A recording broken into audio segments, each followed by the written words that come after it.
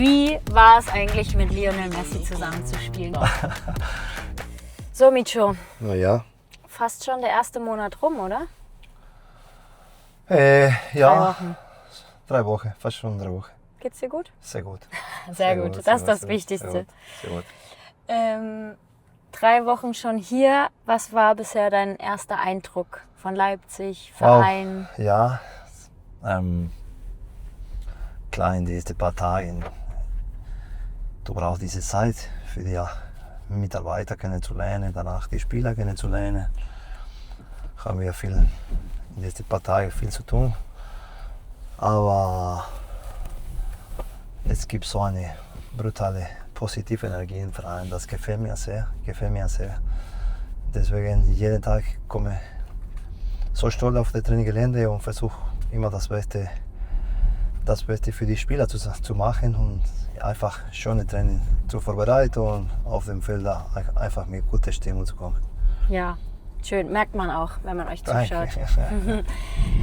Wie war es denn für dich, diese Entscheidung zu treffen, nach Leipzig zu kommen? Also, was hat dich am meisten daran gereizt? Ja, 2022, am Ende von 2022 bin ich nach Argentinien gegangen, wegen meiner ersten Erfahrung als Trainer in einem Profiverein. Genau, mein Herzverein kann man sagen, als Kinder, River Plate. Aber für mich nach Bundesliga zu kommen und wieder nach Deutschland zu kommen, war immer ein großer Traum. Und ja, die Möglichkeit ist gerade gekommen nach 3 Monaten in Spanien und war schwer, Nein zu sagen. Deswegen nach ein paar Tagen mit Marcel im Gespräch haben wir die Entscheidung genommen, nach Leipzig gerne und stolz den nächsten Schritt in Bundesliga als Trainer zu machen. Bis die Bundesliga startet, dauert es ja noch ein bisschen. Wir hatten jetzt aber schon ein paar Testspiele, wo du auch schon an der Seitenlinie standest. Wie war das so, die ersten Minuten für dich als Coach von RB Leipzig? Ja, die ersten 2 Tests kann man sagen, ich war einfach brav auf die Linie. Normalerweise ich bin nicht so in einem normalen Spiel, ich bin nicht nervös, aber ich lebe das Spiel mit Intensität. Kann man sagen, ich bin ein Trainer mit Leidenschaft. So ich war auch so als Spieler und ich versuche die Spieler einfach leben von diesem Beruf mit Leidenschaft in jeder Aktion. Positiv, negativ, nach vorne oder nach hinten. Aber in die letzten 2 Tests, ich war einfach brav, weil das Ziel ist ganz andere als schon das beste Fußball zu spielen. Wir teilen die Minuten für die Spieler.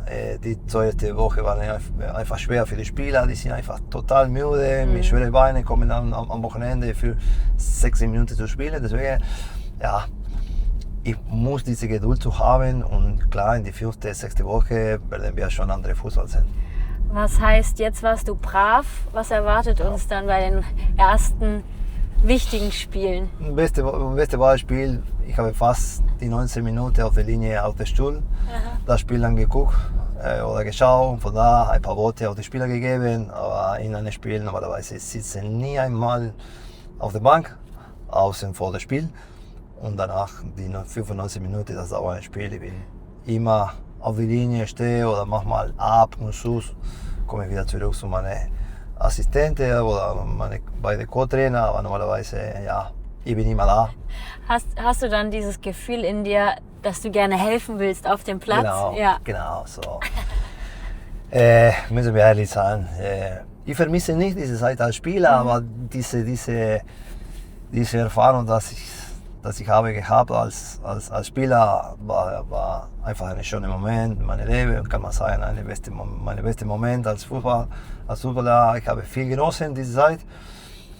Deswegen habe ich auch auf diesen Beruf gewählt. Ich habe nicht meine Personalität für einen Berater zu sein oder ein Manager zu sein. Ich wollte einfach näher auf diese Grundstück mit den Spielern, kleine gute Momente, schlechte Momente in der Kabine Und als Trainer diese Aufgabe, die Spieler zu überzeugen für eine Idee, für ein Pressing, für ein Spielaufbau und versucht zusammen, um zu gewinnen, das macht einfach Spaß. Ich will jetzt auch mitmachen, wenn du so redest. Danke.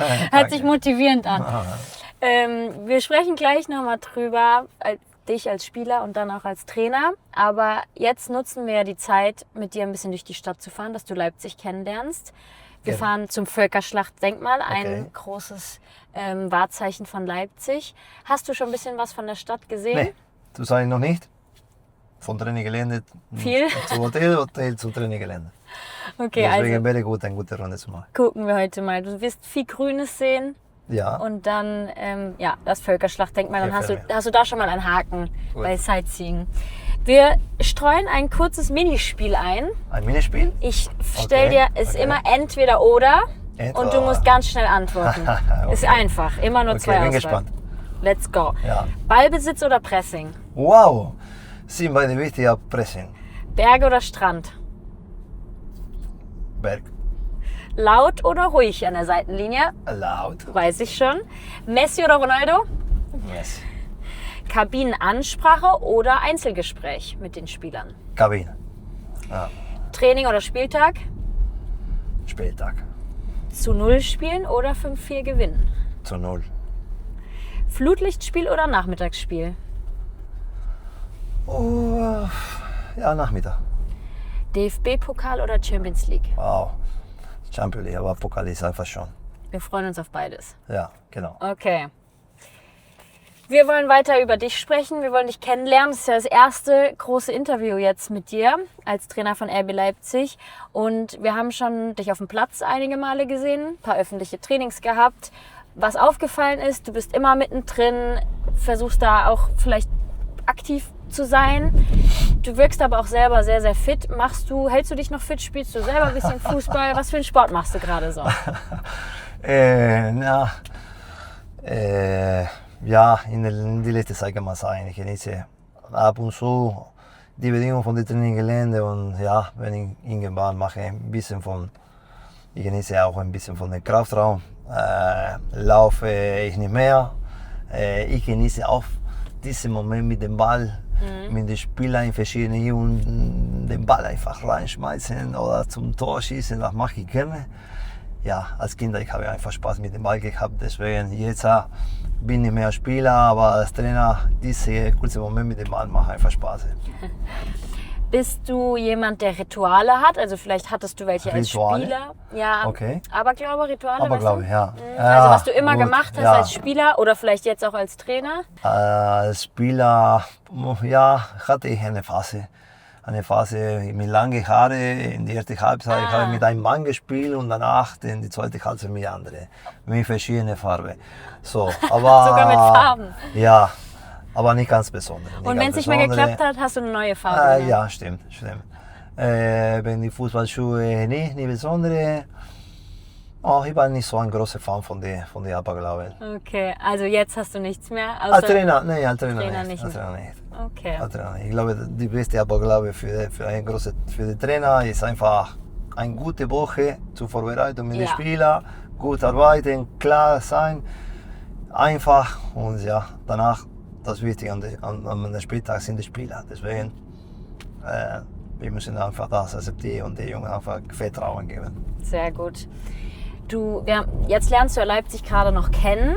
In Deutschland bist du aber schon sehr, sehr viele Jahre gewesen. Bist du da, würdest du sagen, schon ein bisschen eingedeutscht, kennst deutsches Essen, deutsche Kultur?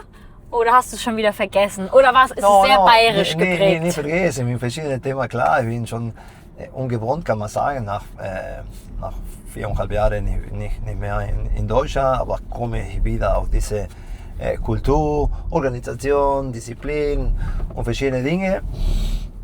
Ja, kann man sagen, ich habe 12 Jahre in München gelebt, deswegen ein bisschen von eurer Kultur verstehe ich schon viel. Aber zum Beispiel in der letzten Zeit, ich war nochmal ungewohnt, zum Beispiel am Abendessen um 7 Uhr Nachmittag. Weißt du, zum Beispiel gestern oder vorgestern im Traininggelände, die Spieler oder Mitarbeiter haben 4:45 das Abendessen gemacht. Ja. Für mich ist es total unmöglich. Das ist auch für mich Aber früh. ich komme auf den Rhythmus und ja. ich akzeptiere das. Und ich sage nicht, es ist nicht beste oder schlechte, es ist einfach Kultur. Und auf der Kultur ein Trainer muss einfach schnell wie möglich kennenzulernen und akzeptieren und immer reinkommen. Wann würdest du Abendessen normal? Mindestens 20 Uhr. Okay, das geht aber noch. Es geht noch, oder? Ja, okay. Ja. Jetzt wollen wir noch mal kurz auch über dich als Spieler sprechen. Du hattest eine außergewöhnliche Karriere. Danke. Gibt es einen Moment, der dir ganz besonders im Kopf bleibt? Muss ich ehrlich sagen, jedes Mal, dass du die Schale nach oben bringst, ist ein sehr schöner Moment. Danach im Fußball, diese kurze Sekunde nach einem Tor, wenn du schießt ein Tor oder deine Mannschaft ein Tor schießt, ist auch ein ganz, ganz, ganz besondere. Kann man sagen, ja, ich habe ein Tor geschossen im WM 2010 mit Argentinien, dieses Trikot. Ja, Besonders. Ich hatte mehr als ich habe geträumt als Spieler, als Kind. Deswegen, ja, ich habe viele schöne Momente gehabt. Gibt es einen Titel, der dir am meisten bedeutet? Ja, wahrscheinlich für die Karriere war nicht das Wichtige, aber Meister mit River Plate zu sein, mit vielen Spielern auf dem Feld, wo wir waren Jahre zusammen in den Nachbarn, oder als Kinder in der Schule, in die gleiche Schule, gleiche Haus. Danach zusammen zum ersten Mannschaft gekommen, Erfolg zu haben, Profi zu sein und Meister zu werden, das war einfach ein Traum. Weil, wie gesagt, ich war als Kinder Fans von River Plate, danach da gewachsen, gespielt, Meister, da war einfach viel. Ja. Du weißt, dass diese Frage kommen wird. Wir haben gerade schon über die Nationalmannschaft gesprochen. Wie war es eigentlich, mit Lionel Messi zusammenzuspielen? Jeder will es wissen. Leo ist einfach brutal. Ich bin nicht der Mann, der muss einfach sagen, ob er der Beste in der Geschichte ist oder wir bekommen niemals argentinischer Mensch oder Fußballer, wer war besser, Maradona oder Leo. Nochmal, wie gesagt, ich hatte so Glück gehabt. Ich habe die beide kennengelernt. Ich habe mit Messi in 2010 oder 2 Jahre vorher schon Maradona als Trainer gehabt, die Nationalmannschaft zusammen gespielt mit Maradona als Trainer. War einfach geil. Aber ja, was hat Leo gezeigt in den letzten Monaten, in der letzten WM mit 39 Jahren? Das hat schon viel. Ich glaube, jeder Jung, jeder Kind oder jeder Mensch hat gelernt, es geht immer weiter. Einfach dranbleiben, glauben, Disziplin zu haben und einfach Leidenschaft. Weil ich glaube, es hat kein optimistischer Mensch gedacht, dass er mit 39 Jahren so eine WM spielt. Und sehr beeindruckend. Du als Nationalspieler, Maradona als Trainer, Lionel Messi als Mitspieler. Können wir uns noch mal länger in Ruhe drüber unterhalten. Ja. Wusstest du denn damals schon, dass du irgendwann mal Trainer werden willst? Ja. Immer schon? Ja. In den letzten 3-4 Jahren, so, ich habe meine Karriere geendet mit fast 37 Jahren alt.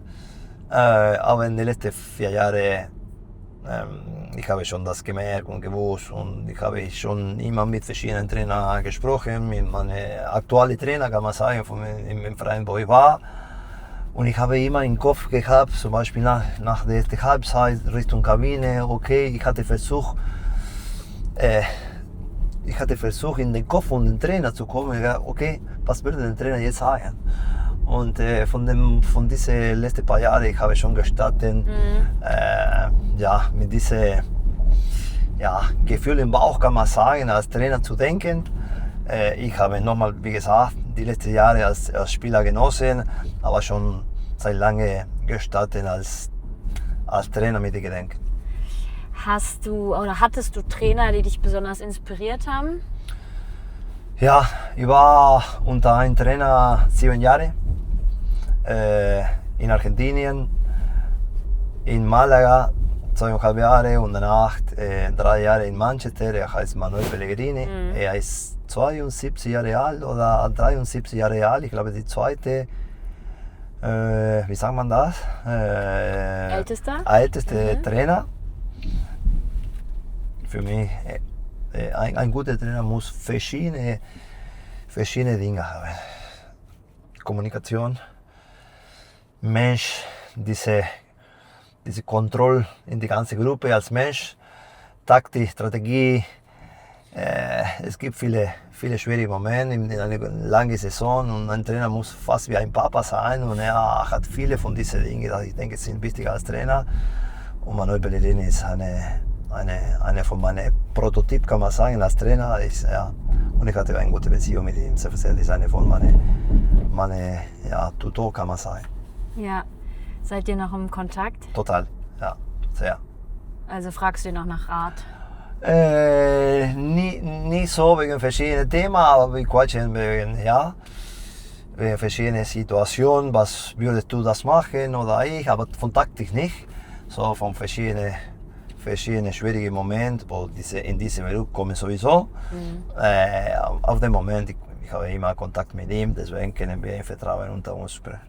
Okay. Ich bin gespannt, er wird jetzt RB Leipzig verfolgen und vielleicht auch mal den einen oder anderen Hinweis dann geben, ja, oder? Er ist auch Trainer in der Champions League mit Real Betis Sevilla, deswegen können wir wahrscheinlich gegen ihn auch zu spielen. Wäre das dein Wunsch? Total.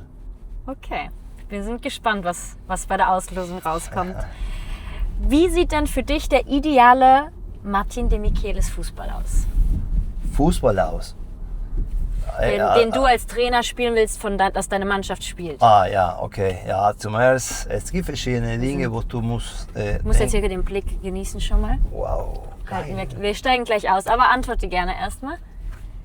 Wow. Ja, muss ich ehrlich sein, Pressing ist eine von meinen Lieblingsthemen, kann man sagen. Mein Lieblingsthema. Aber ja, nochmal wie gesagt, ich genieße so gerne diesen Moment, wenn die Mannschaft spielt gerne mit dem Ball. Ich nochmal wie gesagt, ich war Profispieler, aber als Kind habe ich richtig Spaß mit dem Ball gehabt. Deswegen für mich jeder Pass hat eine Bedeutung. Und ich ärgere mich sehr, wenn wir machen unnötige Fehler mit dem Ball. Deswegen Pressing, das erste kann man sagen, Ballbesitz, auch wichtiges Thema. Aggressivität in Kämpfe kommen. Ja, ich war Verteidiger, muss einfach akzeptieren. Verteidiger musst du in Duell kommen. Und diese Leidenschaft, in Duell zu kommen, gerne zu kommen, ja, aggressiver als Gegner ist eine von meinen Erwartungen von meinen Spielern oder von meiner Mannschaft. Die werden von letzter Minute bis letzte mindestens kämpfen. Und danach gewinnt oder nicht, manchmal ja, Ball geht rein oder manchmal nicht. Aber mindestens das Gefühl für die Fans zu geben, dass wir werden auf dem Feld alle das Beste bringen, das für mich das Wichtige. Ich glaube, da freuen sich auch alle Fans drauf. Dankeschön. Wir machen noch ein paar Fragen weiter, aber jetzt würde ich sagen, steigen wir erstmal aus und schauen uns hier das Völkerschlachtdenkmal an. Gerne. Genau, hier einmal so. P. Bravo. Schlüssel nehme ich mit. Wegen den Fotos oder wegen den Schuhbildern? Wo bist du? Falsche Richtung oder was? Nein. Schön, oder? Sehr schön. Warte. Sehr schön. Wir waren nicht vor da. Kalt. Während wir davor laufen, ich habe noch ein kleines Minispiel. Okay. Wieder schnelle Antworten. Schnell. Aber diesmal, ich sage ein Wort und du musst das erste Wort sagen, was dir in den Kopf kommt. Ein Wort Antwort. Okay. Okay? RB Leipzig. Intensity. Bundesliga. Ein Traum. Argentinien. Ja, meine Leidenschaft. Ich hätte gedacht Heimat. Ja, Heimat. Schön. Lionel Messi. Zu seinem Bett. Fans. Fans. Ein wichtiger, ganz wichtiger Teil von diesem Sport. Champions League. Ich glaube, die schönste Meisterschaft. Und Zukunft. Zukunft? Heute. Nur heute, Leipzig. Schön. Heute, wir sind jetzt bei RB Leipzig. Du bist seit einem knappen Monat da. Und wir wollen natürlich auch mal von dir ein bisschen hören. Was ist denn dein erster Eindruck von der Mannschaft, von dem Team, von den Spielern? Ja. Wir haben gestartet seit 2,5 Wochen. Klar, für die Spieler, wenn so ein neuer Trainer kommt, die wollen immer das Beste bringen, das Beste machen. Und so muss ich ehrlich sein, die Mannschaft ist einfach brav, mit guter Energie, kann man sagen, und die sind bereit auf die neue Saison. Die geben Gas, jeder kämpft für eine Position und die versuchen das Beste zu sein. Deswegen ich bin sehr positiv, sehr zufrieden.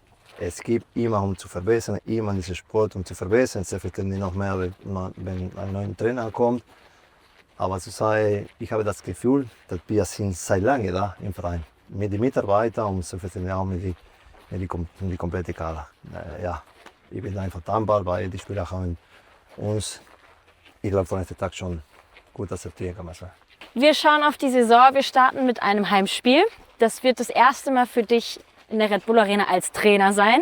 Du hast aber schon mal gespielt in der Red Bull Arena. Weißt du das noch? Ich habe, Bayern ja, gegen Schalke. Was sind deine Erinnerungen und hast du jetzt die Red Bull Arena schon wieder gesehen? Ich war noch nicht zu sein in diese letzten 2,5 Wochen. Ich war noch nicht wieder im Stadion. Wahrscheinlich schon ein bisschen was anderes, was in der Zeit, was ich habe. Rote Stühle jetzt. Genau. Ja, von dem Spiel gegen Schalke muss ich ehrlich sein, ich habe nicht so viele Zähne im Kopf. Gott sei Dank haben wir gewonnen. 2007 war es, ne? Schon ein paar Jahre her. Genau. Gott sei Dank haben wir gewonnen. Ja, aber von dem Spiel muss ich ehrlich sein, ich habe nicht so viel im Kopf. Aber du freust dich jetzt aufs erste Heimspiel. Selbstverständlich. Wenn du dir für die Saison einen Titel aussuchen könntest, Meisterschaft, Pokal, Champions League, welchen würdest du nehmen und warum? Was von einer schwierigen Frage. Am Ende das Wichtige ist immer Titel holen. Ja, Leipzig hat schon 2 DFB-Pokal geholt, deswegen müssen wir auch für die Titel kämpfen. Bundesliga müssen wir auch ehrlich sein. Ich glaube, können wir nicht mit Bayern München messen, aber im Fußball alles ist möglich. Und in Champions League wir müssen einfach die Fans nicht lügen. Wir müssen jedes Spiel versuchen, das Beste zu tun. Überzeugt, dass wir können auch eine schwierige Mannschaft für jede Gegner sein, 100%. Deswegen, ja, wir haben noch ein paar Wochen Zeit für einen Versuch, schon richtig bereit auf diese Champions League zu sein. Und nochmal, wie gesagt, für mich als Trainer, mein Traum wäre, dass jeder Gegner vor das Spiel, wenn wir kommen, müssen sagen, da kommen die Roten Bullen. Wird heute nicht sowieso einfach. Letzte Frage Ja. zum Abschluss. Was möchtest du unseren Fans für die neue Saison mitgeben? Nee, ich verspreche die einfach, wir werden, wie die Sesse sagt, Intensity ist auch eine Identität. Deswegen wir müssen die Sesse respektieren, gefällt mir sehr. Nochmal auch, wie gesagt, Pressing ist eines von meinen Lieblingsdinge als Trainer, aber wir müssen auch schöne Fußball spielen. Deswegen diesen Moment mit dem Ball einfach genießen. Wie ich sage, für die Spieler, genießt den Moment mit dem Ball. Und die Fans auch. Ohne den Ball müssen wir auch einfach richtig aggressiv zu sein in jeder Aktion und danach nochmal immer nach vorne spielen. Und mit der Unterstützung von den Fans. Total, 100%. Ohne die wäre es unmöglich, eine gute Saison zu haben. Ich freue mich sehr auf die Saison, Micho. Ja. Wir können uns jetzt hier nochmal umschauen, dass du noch was von Leipzig siehst. Und dann sage ich schon mal danke dir für die Zeit. Hat Spaß gemacht, viele Fragen beantwortet. Danke. Und dann würde ich sagen, War kannst einfach, auch... war ein war gutes gut? Interview. Okay, einfach, Glück ja. gehabt.